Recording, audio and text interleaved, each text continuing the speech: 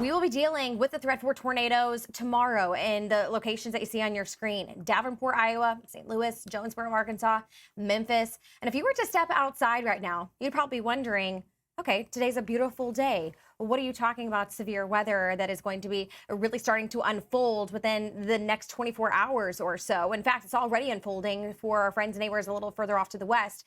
Kansas, Oklahoma, Texas, these are all spots where we're watching as this storm system, it's really starting to get its act together. And so this deepening surface low, it will be sliding through the plains today and tomorrow. And so today it's more of an isolated severe weather threat. The primary concerns, strong damaging winds, some large hail. But tomorrow it's going to be a widespread, very significant threat. We're talking about a level 4 out of 5 for some locations. And so it's going to be for all mode severe weather, damaging winds in excess of 75 miles per hour stronger, some large hail. You can see here a lot of folks in the central U.S. are included under that potential to see some very large hail. So want to make sure that you are protecting your car. I know that a lot of folks, unfortunately, are going to be at work tomorrow when a lot of these storms are barreling on through. So not a bad idea, potentially, if you can swing by the store, maybe pick up one of those hail protection kits that you can just slide over your car while it's sitting out there, potentially in the parking lot. That might save you some headaches from having to fix a cracked windshield.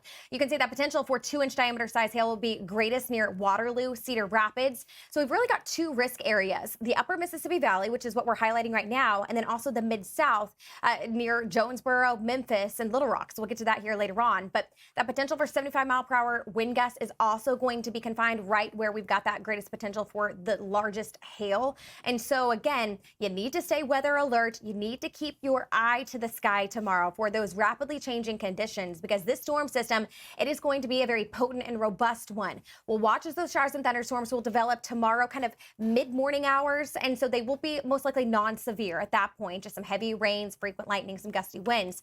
But then after lunchtime, it's go time, folks. That's when you need to be prepared. You need to have all those storm preps haven't been taken place at that point. So securing any loose objects outside, bringing in any, potentially flowers, anything that you might have planted so far that's just sitting out there on your patio.